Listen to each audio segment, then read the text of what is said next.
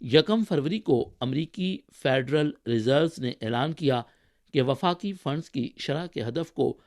25 بیس points بڑھا کر 4.5% سے 4.75% تک کے درمیان کر دیا جائے گا۔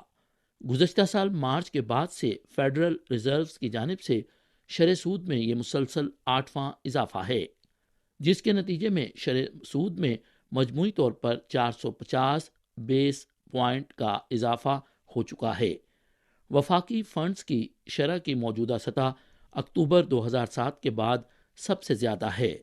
متعدد امریکی ماہرین اقتصادیات کا اندازہ ہے کہ فیڈرل ریزروز کی جانب سے شرح سود میں مسلسل اضافے کے پس منظر میں امریکی معیشت کو اس سال جانب سے شائع ہونے والے تازہ ترین سروے کے مطابق اس سال امریکی معیشت کے لیے کساد بازاری کا شکار ہونے کا امکان 65%